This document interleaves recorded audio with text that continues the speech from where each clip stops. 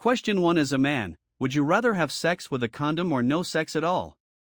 Am I 26F the asshole for thinking it's not ice for my boyfriend 22M to choose no sex at all if that means I don't experience it either? Edit for clarification: he does not coerce me to not use a condom. His preference for no condom is just very strong, so while he does wear the condom 100% of the time, he dislikes sex less and doesn't want to do it often. Advice 1. I would be very careful with someone who won't wear a condom. Advice 2. Being 100% honest, to me a sad handjob still feels better than sex with a condom on. With that being said, sex isn't just about the pleasure of feeling your dick go into something, it's satisfying your partner, having an intimate moment with them, sharing affection, etc., etc. So I'll still have it gladly, but condoms suck, and no, I don't like the ultra thin skin Magnum Sensation mint flavored condoms either, they're all terrible.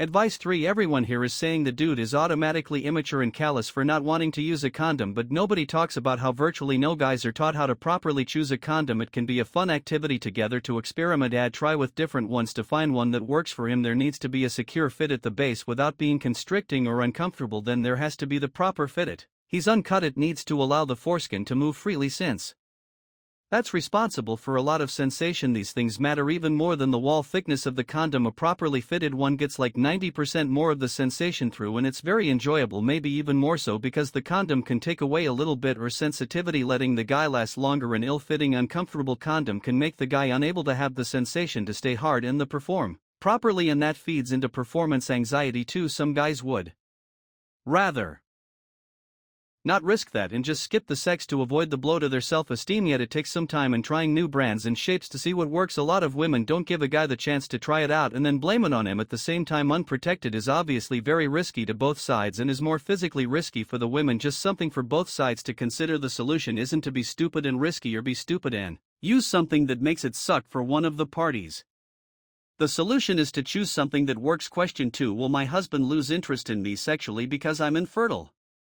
Hi guys, this is my first post ever, so bear with me please. My 35M husband and I 29F have been together since I was 18. We haven't had a rocky relationship, but we have had a lot of issues outside of our relationship that have put burdens on us that have caused strain in the past. We have one daughter who is about to turn 7. Before she was born, we had an almost unsustainably ridiculous sex life. For like the first 3 years it was all day every day whenever we could or had the chance. After she was first born, I struggled really bad with postpartum depression, and it took about a year for things to normalize, but once they did we were back in business, baby. Then I started having the miscarriages, one after another, because I was still pretty young and was not ready at all for another baby. I wasn't too concerned considering we weren't trying and got back on birth control, and that was that. Then he started really wanting more children. When he turned 30 I wasn't ready, so I made him wait. We separated 2 years ago and about a year ago got back together. Everything feels perfect with us. We are communicating, we have so much fun together, we laugh, we're a team, we flirt and kiss and touch, but we are hardly ever intimate, and this new unfounded territory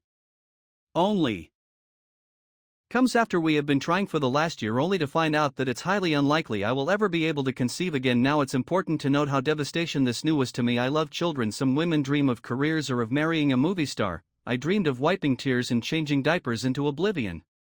So I know that I'm having a very emotional reaction to this, and that could be feeding into the lack of intimacy. Nobody wants to sleep with a crying woman. That's weird. But I really don't feel as if I've been acting any sort of way in that sense. I feel like I've been more sensitive in terms of seeing babies and pregnant ladies in public, sure, but I've been just as affectionate, if not more. He hasn't said anything derogatory, mean, or even negative. He's been nothing but wonderful and encouraging, even though that too is irritating because it's quite literally not possible, lol. But my handsy manhandly man isn't manhandling me, and I'm trying my best not to absolutely lose my mind reading way too far into it. He used to try and pull me back into bed in the mornings when I would get up for my runs, and now it feels like he's waiting for me to leave so he can, And I don't care really about that. I just feel defective. I made him wait, and now I can't even do the one thing evolutionarily that gives me a purpose on this stupid space rock. Am I overreacting for thinking since he found out we probably won't be able to have more children, that he's not nearly as interested in sleeping with me? Is that a thing that happens? Advice 1. I don't think that's a thing. Sex to have a kid is definitely a thing, but I've never heard of someone not wanting to have sex because they couldn't have a kid, especially if they have one already. Advice 2. Almost certainly not. For me it's a bonus. No worries about accidents. Advice 3. He's probably treading lightly because you said nobody wants to sleep with a crying woman. He probably doesn't want to have sex with you if you break down afterwards every time. Guys will gladly have sex with someone regardless of their fertility. Put your attention to the kid you already have together and maybe consider adoption or surrogacy. You already fulfilled the evolution thing, so there's no point beating your head in that you can't be octagon. Question 3, you/orangeview4565. Question 3, why have women become so picky with men? I'm a woman.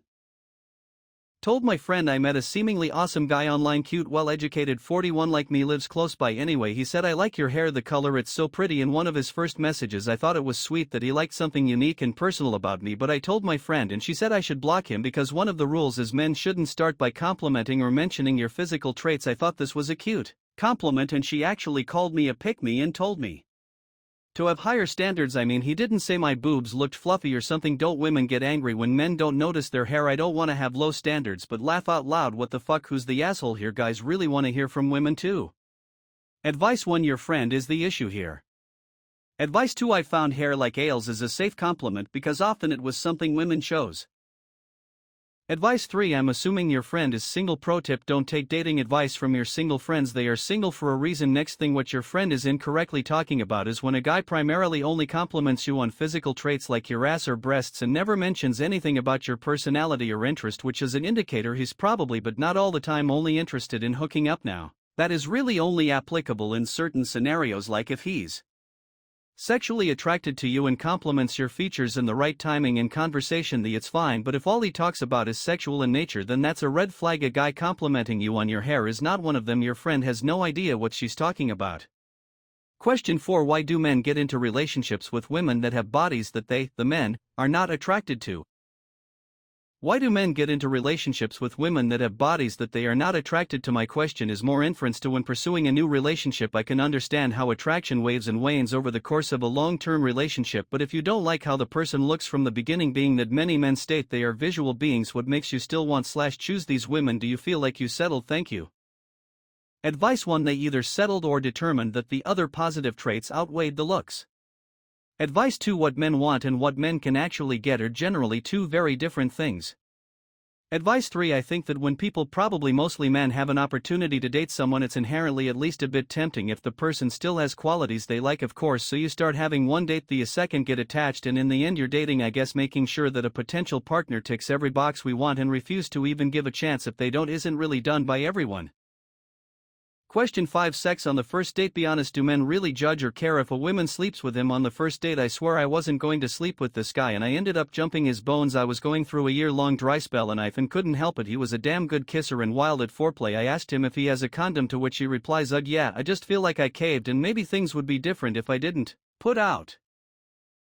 Advice 1, personally, if we bone on the first date and she's dating a few guys at a time to see who she clicks with, it's never even in the future going to be a relationship for me, but I'll keep her on the roster. If we bone on the first date and she doesn't go on a date with anyone else after that, then I could not care less if she slept with every first date she's ever been on. Edit due to pushback. This means I'm not bothered by how much she slept around before we went out, as long as she doesn't choose to keep dating around after we bone. If we don't sleep together for a while at first, but she's a date one person at a time person, then it doesn't bother me in the slightest that we don't sleep together right away. Edit for clarity, this is a separate hypothetical type of person I've dated. Just stated to clarify that while I like early passion in sex, I also don't require it if that is the type of take things slow. Basically, I only consider a relationship with someone who falls as hard for me as I do for them, or with someone who places a lot of seriousness into sexual partner choice and is very compatible with me in other areas.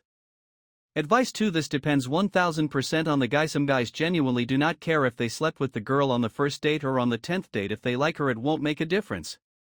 Advice 3, I don't care, to be honest. I've met amazing women that I've slept with in the first date and I've met some horrible ones that held out. Context is key, of course, but I think for a grown-up it doesn't matter.